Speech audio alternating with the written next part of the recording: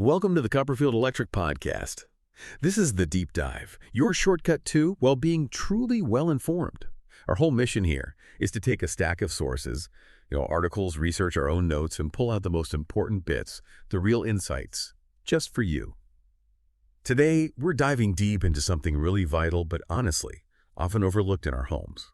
We're talking about understanding the importance of electrical grounding and bonding. Now, if you're like a lot of listeners, you probably have a basic idea about grounding and bonding. But if you ever stop to think about those invisible forces, the ones protecting your home's electrical system, maybe without you even realizing it. Many homeowners know that grounding and bonding are essential, sure, but maybe not the deep why they're absolutely critical for preventing shocks, managing stray electricity, minimizing fire risks, or even how much these systems affect how well your devices work every day.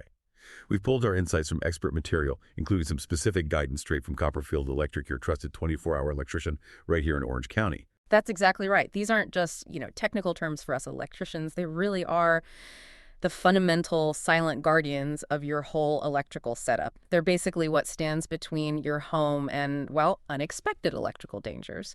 So really understanding them beyond just the surface is foundational for safety. Everyone should get it. Okay, yeah, let's unpack this a bit then. Yeah. For anyone needing a quick refresher, or maybe just to get the distinction really clear. Grounding and bonding, they sound technical, I know, but what do they actually mean for your home? How do they work together? Excellent question. Because they are related, definitely, but they do different jobs. Let's start with grounding. Grounding, at its heart, is about connecting your electrical system directly to the earth. Think of it like a superhighway for stray electricity, a safe pathway.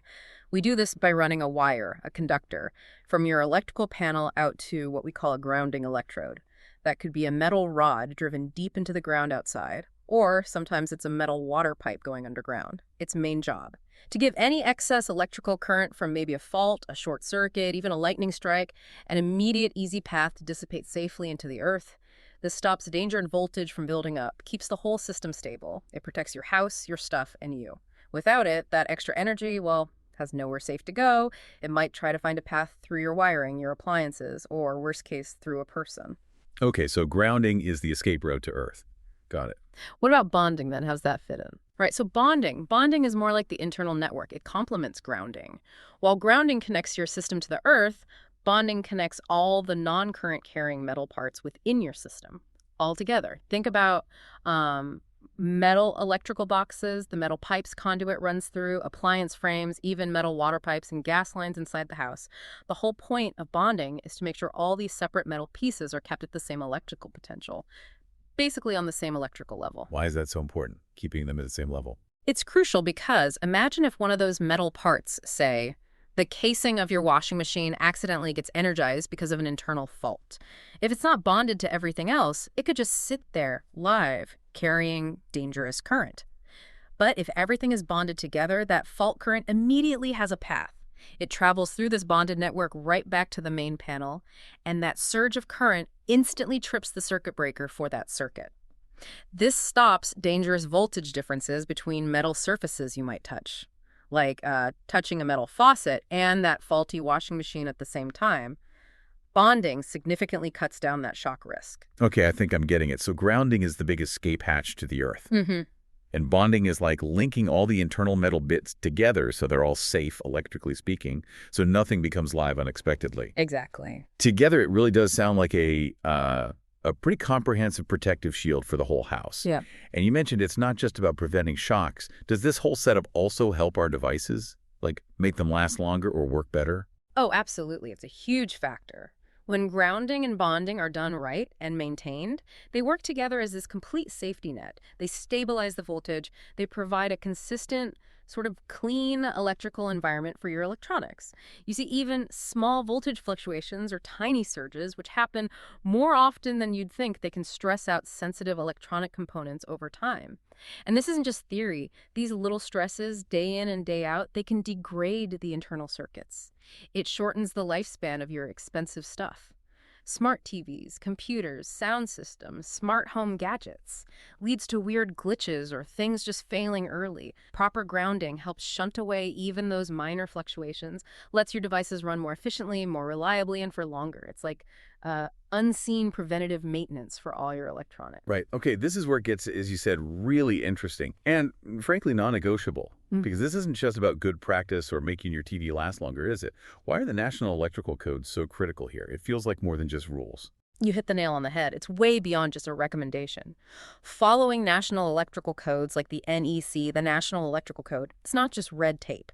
It's a fundamental requirement, designed purely to make sure your electrical system is properly protected and, crucially, safe for everyone living there. These codes are the bedrock of electrical safety. They get updated all the time based on new research, new tech to address new risks. Without these strict standards for grounding and bonding, honestly, the potential for disaster goes way, way up. And you see violations of these codes. Yeah. Especially in older places. All the time, especially in older homes, yeah. We frequently find things like missing grounding rods, or ones that are maybe corroded or not driven deep enough, loose connections inside panels or junction boxes, those are really common, or metal pipes, water pipes, gas pipes, completely unbonded, not connected to the system properly. These aren't just minor slip-ups, they are significant safety hazards. They can lead directly to shocks, damaged equipment, or even devastating electrical fires. Take a loose connection, for example, that can cause arcing. Basically, electricity jumping across a small gap, like a tiny lightning bolt inside your wall. Without good grounding and bonding to contain that fault current and trick the breaker fast, those arcs can escalate. They generate intense heat, and boom, they can ignite nearby wood, insulation, whatever. Wow. Okay, so codes are there to prevent that kind of thing. Precisely. It's vital to understand that proper grounding and bonding, they're mandatory. Required for all new electrical work, any major upgrades. It's because they are so essential for the overall safety of your home, and critically, for reducing that risk of electrical fires from faults or arcing. So if your system hasn't been looked at in years, or maybe you've done some renovations or even some DIY electrical stuff, there's a real chance it might not meet today's codes. That's exactly why getting a licensed electrician in to check things out is so important. They know what to look for, those hidden dangers. They can spot compliance issues and fix them, bring your home up to modern safety standards. That gives you, real peace of mind. So we've covered the what and the why of the codes, but let's bring it home a bit more. What does this mean day to day? How do these systems, grounding and bonding working together, actually protect you, protect your property? Can you give us some, real-world scenarios? Sure. The protection is really multi-layered. It's working all the time, behind the scenes. First, think about a big surge. Maybe lightning hits nearby, or there's a problem down the line from the utility company. Proper grounding gives that huge jolt of excess electricity an immediate safe path away, directs it harmlessly into the earth without that path. That surge forces its way through your home's wiring, through your appliances. It can instantly fry circuit boards, corrupt data, just destroy electronics. Okay, so surge protection is one big part. Definitely. Second, preventing shocks by stabilizing voltage. We talked about bonding. In a properly bonded system, if, say, your dishwasher develops an internal fault and its metal pacing becomes live, that bonding wire immediately creates a short circuit right back to the panel. That trips the breaker instantly, stops the flow of electricity. So if you happen to touch that dishwasher, you won't become the path to ground. You won't get shocked. Without bonding, that metal casing could just stay energized, dangerous, waiting for someone to touch it. This also specifically protects things like metal water pipes, faucets, shower heads from becoming live. That's a really common, really dangerous scenario in badly wired homes. You hear about shocks in bathrooms or kitchens, often related to poor bonding. So ultimately, these systems make sure your home doesn't suffer from these uncontrolled energy spikes or shorts that can hurt people or damage property. And you mentioned earlier, this is even more important now. With all the tech we have, Oh, absolutely critical. Think about it. The number of smart devices we all have now. Smart speakers, thermostats, security cameras. Plus, more high-load things are becoming common. EV chargers in the garage, maybe solar panels on the roof, battery backup systems. All this stuff significantly increases the electrical load and just the complexity of your home's system. Without really solid, up-to-code grounding and bonding, even a relatively minor surge or a small fault can cause surprisingly widespread damage. It might not just take out one device. It could cascade through your whole connected home setup. We actually had a client recently. They were having these weird intermittent problems, network dropping out, lights flickering randomly, super frustrating. After digging into it, it turned out to be a classic case. An unbonded piece of metal conduit and an old, inadequate grounding rod. It was causing just enough subtle electromagnetic interference and unstable voltage to mess with their smart home hub and other sensitive gear. Fix the grounding and bonding, problems vanished. Wow, that's subtle stuff. It can be. And look, it's not just homes, businesses too. Proper grounding and bonding are just as vital there, protecting expensive computers, servers, sensitive lab gear, critical data from electrical surges or faults. Ensures safe operation for employees, definitely lowers insurance risks by preventing fires and damage claims, protects assets, keeps the business running. The principles are exactly the same, home or business. Okay, that leads perfectly into equipment I know a lot of people have, especially if they live in, houses that aren't brand new. Why is a proper grounding and bonding system sometimes missing or just inadequate in older homes? It seems so basic now. Why wasn't it always done?